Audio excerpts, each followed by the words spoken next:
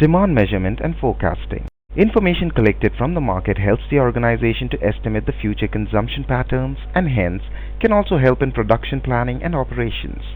Procurement of raw material at right time, streamlining of production and distribution processes, and deciding on marketing network. In this lesson, we are going to study estimation of future consumption patterns, demand forecasting, calculation of response elasticity. It follows from the previous slide that after studying this lesson, you should be able to analyze the method of market demand estimation and measurement, understand the concept of demand forecasting, analyze the steps involved in demand forecasting, enumerate the techniques of demand forecasting, understand a product life cycle analysis. Marketers are often confused about which measure to use for the purpose of forecasting. Many marketers take decisions on scope of forecast depending on the nature and the size of the targeted product markets. Companies can have different types of forecast depending on the unit or measure. Market potential is the limit approached by the market demand as industries' marketing expenditures approach infinity for a given environment. In other words, market potential refers to the upper limit of market demand. It is important for us to understand that there are three key terms involved in defining market potential. Demand for a commodity may be defined as the quantity of a commodity that will be bought at a particular price and during a given period or point of time. Market forecast refers to the estimates of future sales of a company's product in the market. Sales forecasting helps a firm to assess the probable demand for its product and plan its production accordingly. It can also help management in reducing its dependence on chance. A sales budget is a program designed for a stipulated time frame that highlights the selling expenses and anticipated sales, quantitatively and in value terms. This helps in making an objective estimate of net profit on the selling operations. Business firms have to rely on subjective estimates of experienced managers for an effective analysis of a wide range of business problems relating to pricing and marketing. Consumers buy some minimum quantities of various commodities, irrespective of prices. These are minimum requirements to keep the consumers alive. The supernumerary income left after the minimum quantities are covered, is allocated among the different commodities on the basis of prices. Consumer survey deal with intentions of the consumer.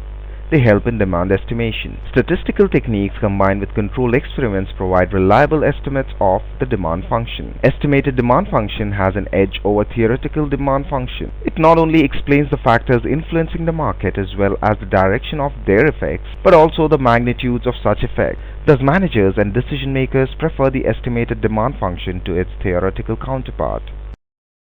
Business firms can estimate and minimize the future risk and uncertainty through forecasting and forward planning. Without forecasting, forward planning will be directionless and meaningless. These ex-ante forecasts are often made for a number of periods in future. The forecasts for past and present periods, which are carried out to test the credibility of the forecasting models, are called ex-post forecasts. Demand forecasts may be passive or active.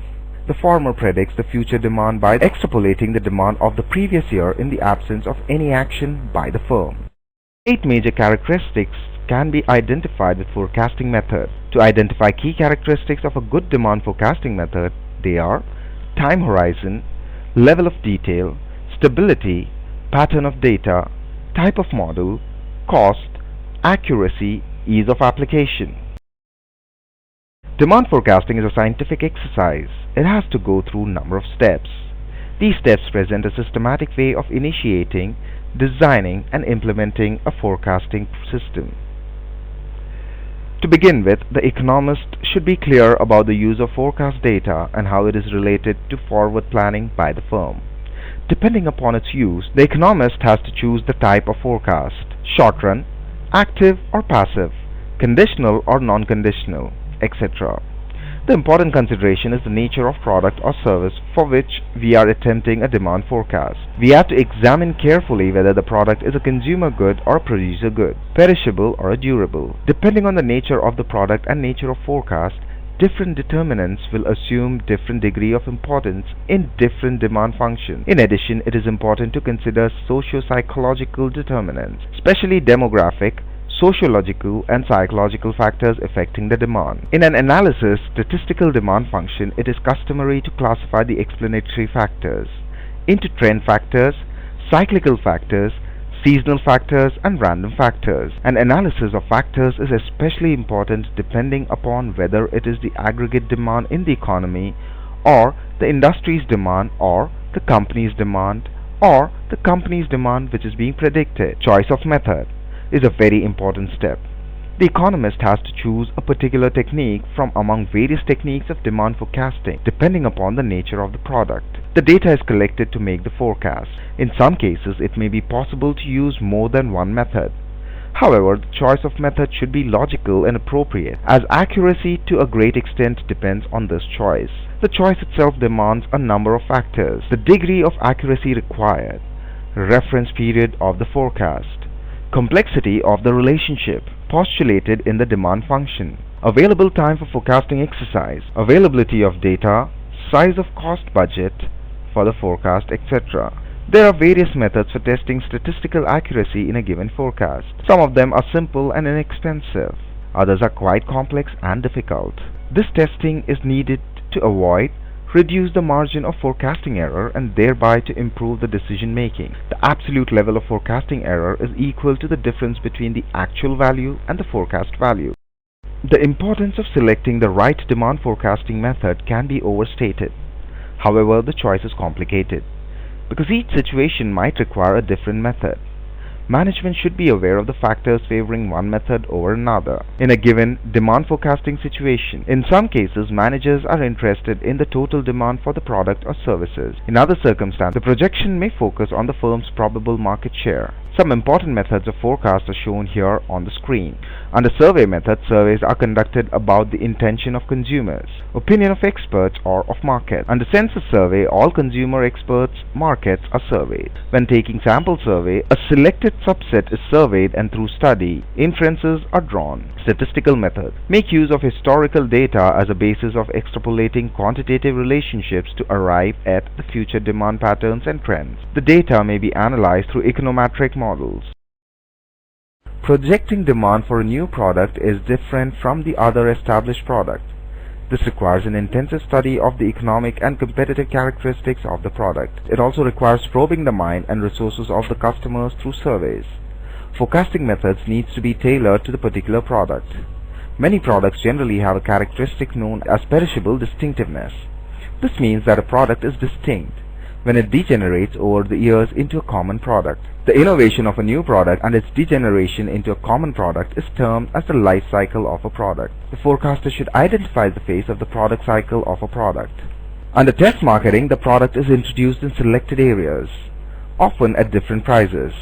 The number of areas selected depends on the representativeness and cost of marketing. The selected areas must have average competition, presence of chain and departmental stores, existence of various types of basic industries, and optimum size of population. The duration of testing depends upon the average purchase period, the competitive situation, and cost of testing. Survey of consumers' intention involves interviewing consumers by sending questionnaires to elicit replies as to make short-term predictions of demand. Samples may be given for this purpose. This method is most useful when bulk of the sales is made to industrial producers. The demand for a new product may be projected as an outgrowth and evolution of an existing old product. This approach is successful when the new product is merely an improvement of an existing product. Role of growth and demand for new product may be estimated on the basis of the pattern growth of some established substitute products. Now let us check if we've understood the various concepts discussed in this lesson clearly. State whether the given statement is true or false. Sales potential shows the maximum sales possible for all sellers of a product to an identified market segment within a specified time frame. Market potential shows the maximum sales possible for one company's product as the firm's marketing effort increase relative to competitors. Company sales forecast shows the value and volume of product that a firm expects to sell during a specific period at a given level of company marketing activity. Before we end, let us briefly revise what we've studied till so far. Demand forecasting, though crucial, is one of the gray areas of marketing management. It is crucial because without a proper demand forecast, the marketing executive cannot determine the type of marketing program to use in order to attain the desired sales and marketing objective. Evaluating the demand potential obtained in the marketing place and preparing a demand forecast is an important function of the sales and marketing managers. While different approaches and methods can be used for preparing the sales forecast, a combined approach using both quantitative and executive judgment methods help in putting realism into a demand forecast.